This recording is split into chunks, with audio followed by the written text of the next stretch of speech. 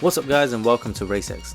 Today is a very interesting video because we are looking at one of the most successful hot hatches versus a little underrated one, Volkswagen GTI and the Hyundai I30N. The new generation i30 has a wider angled grille, new LED headlights, a lower bumper designed with air curtains to cut out turbulence.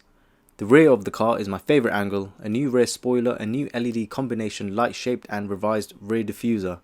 The car generally looks very sporty and I don't think it has any bad angles. Comparing it with the GTI, I still think the GTI wins on looks, though it is my opinion. I would argue that the GTI has a stronger presence on the road because one, it's already a well established model, but it also has more aerodynamic looks, and the red GTI lines and sharp edges make it look a little more futuristic. However, the rear of the car is where this car shines. It just looks stunning, especially in this white colour, and I think it does outshine the i30, even though the i30 also looks great. Though looks are subjective, I would say both cars look amazing. I would just have to give the edge to the GTI only ever so slightly. So now that the exterior is out the way, let's look at the interior, and this is where both cars differentiate more. For the VW, yeah, looking at it from this angle, it does look impressive and luxurious. I do love the red lighting and minimalist style. The stitching on the seats are a classic with a new design, and I like them. But the steering wheel touchpads and user interface is why I don't think I could buy this car long term. I don't understand what's wrong with having normal buttons, but this sliding touchpad style is hard work to use while you drive, and it would be distracting. A lot of people have complained about this, and even Matt Watson himself didn't like it. On the steering wheel, which I absolutely hate, in fact they are awful in this car. So therefore, even though the interior looks amazing, it's just not as very engaging with the driver. I'm sure drivers will get used to it, but I think VW could have done a lot better here.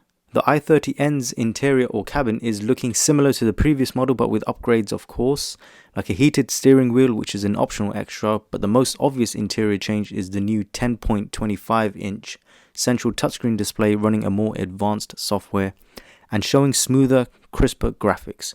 It can show you data such as the power and torque currently being used, a turbo boost gauge, lap and acceleration timers. Just look at the screen and see how many options of little tweaks that the driver can make to change his driving experience. So it basically is like a road legal small hatchback race car, or at least it's designed to make the driver feel like he is in a racing car. Especially with the performance driving data system, it's like a racing game that tells you your statistics, and to me that's just fun. But in comparison with the GTI interior, I would pick the GTI interior for looks. It's got a more luxury view and feel to it, especially with its bright digital red GTI dials, but I would actually choose the more user-friendly interior. Now I don't have footage, but the GTI does have a Vehicles Dynamics Manager, and it coordinates settings for the stability control module, electronically activated adjustable shock dampers, the front axle locking diff, steering weight and driveline response. These metrics can all change depending on the driving mode selected. And moving on to the most fun part, which is performance. Both cars have a 2-litre 4-cylinder turbo petrol engine, but the Hyundai has slightly more brake at 274.